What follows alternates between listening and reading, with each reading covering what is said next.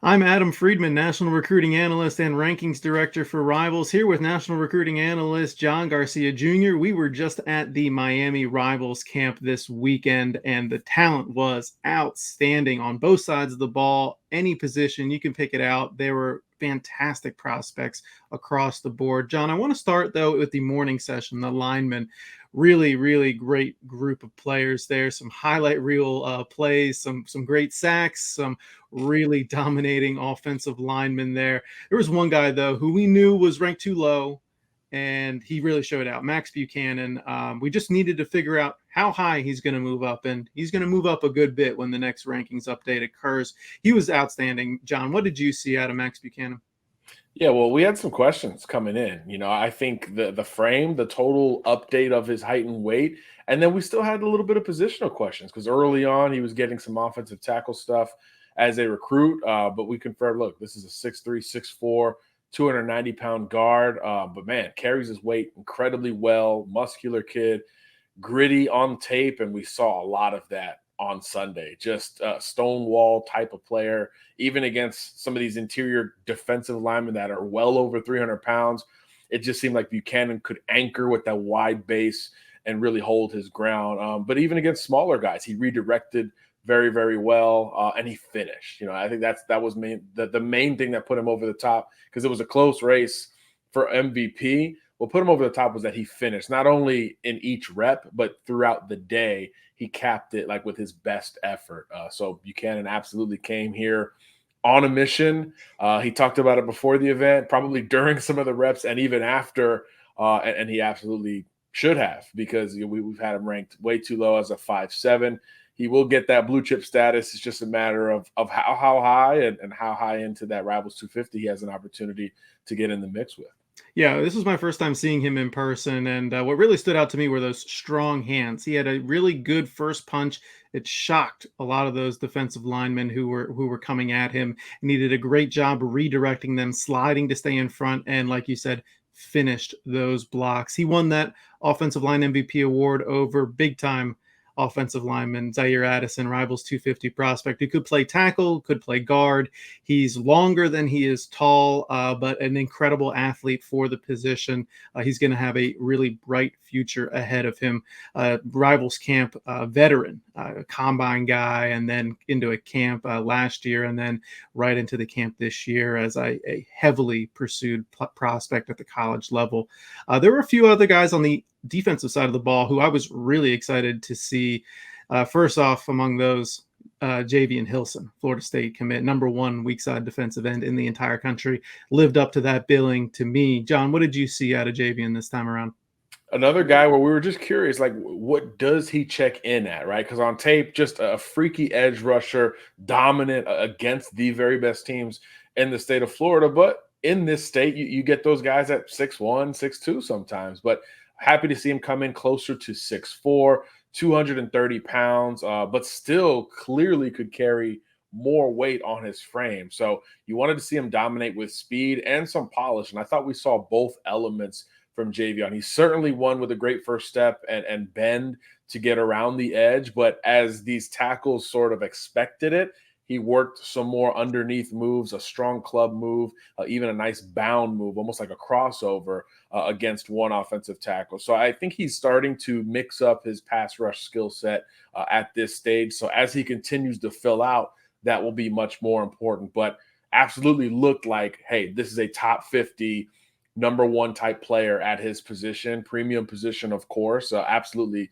backed it up. Maybe lost one rep the entire day, and that's a strong number relative to what was, again, a very deep offensive line group.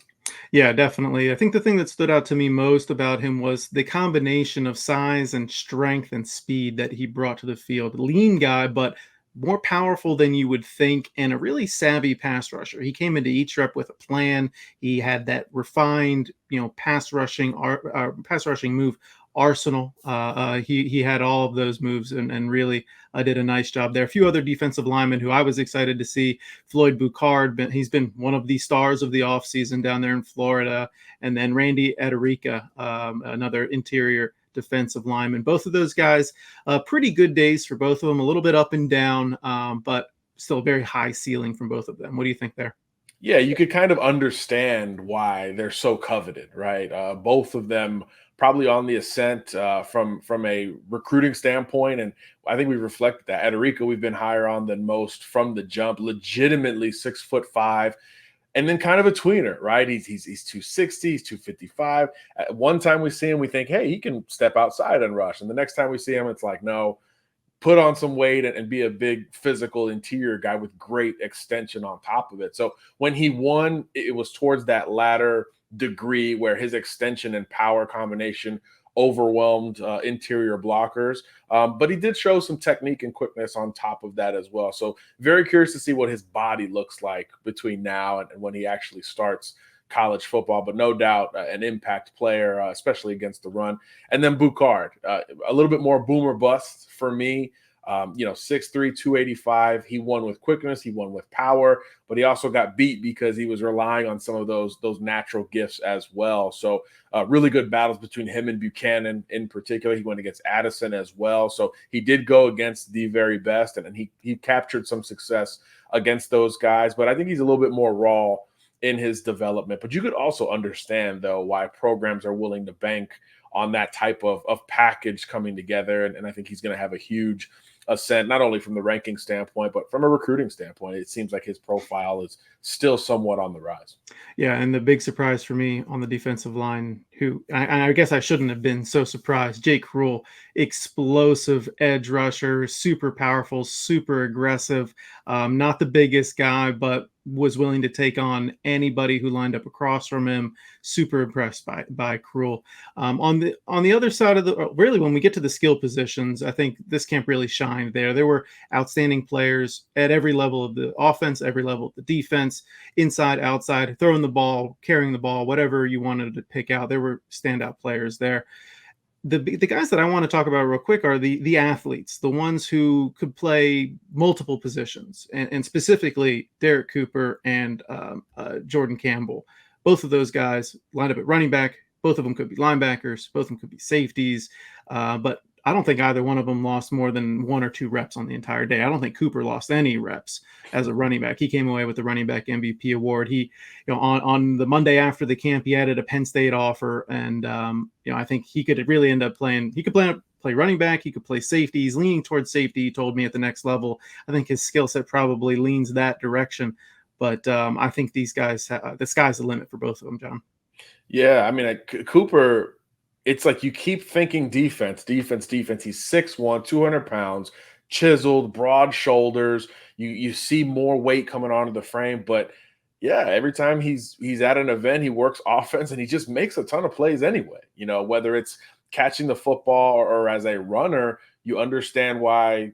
At Shaman Madonna, he's going to get the football. On top of this great receiver arsenal they have, they're going to get him touches on offense. So I do think that says a lot about his overall athleticism. But yeah, I do think when we project him to the next level, it's still a bit of a conversation, though. He is athletic enough, absolutely, to be a bigger safety type, especially in this space and speed era. Or does he just continue bulking up and just look like one of these first man off the bus outside linebackers at 6'2", 225 one day? You could almost see it going in 2 or 3 different directions. But either way, stock's been up on Cooper all off season. His offer list is growing literally by the week, and it is easy to see why. Yeah, without a doubt there. And I know that there's a few other guys, John, who really helped themselves when it came to the rankings based on their performances this weekend. Who else did you want to specifically highlight here? Because, the list is so long, but I know there's a few at the top of your mind that you wanted to give a shout out to. Yeah, absolutely. Some seniors that came in with 3 stars or even no stars that absolutely showcased their talent. I thought Larry Miles, a wide receiver, who was one of the few to beat our DB MVP, had a great day down the field and also showed some ability to run routes at the intermediate level. So he deserves some shine. I think Syracuse is his best offer right now. No disrespect to my Orange, but I do think his offer list will grow here going forward. And then another Orlando guy, Devin Jackson, is a 6'2" safety who's starting to pick up some traction with some scholarship offers, but he manned up a lot of smaller, shiftier wide receivers and had success, not only at the line of scrimmage with great length at 6'2", but down the field at the catch point. So I thought that was fascinating. And then a guy who's a senior, a rising senior who's got all the offers, but we hadn't jumped him up the rankings just yet. Grayson Littleton moved from the Midwest down to Florida last year and has been one of the fastest players in the circuit this offseason. I thought he showed some good off-speed stuff. We know he can run. We know he's long, but he showed some ability to play patient in his coverage and break on the ball underneath. So not just a guy who's going to rely on that athleticism. So I thought he made a conversation and a case for maybe that 4th star. Yeah, definitely. I'm with you there. And a big shout out to guys like Vernell Brown, who won receiver MVP just with an outstanding performance there. Already a top 60 player in the country on Rivals.com. Hilton Stubbs came down with the defensive back MVP award. He's already very highly ranked in the Rivals 250, the USC commit, and excited to see what's to come from these guys down the road. The rankings could be changing for both of them. We'll have to see how the rest of this spring and summer offseason camp season continues there. John, I wanted to thank you for your time here. It's great seeing you down in Miami this weekend. I'm looking forward to seeing you in Charlotte this weekend for the Rivals Camp Series event there.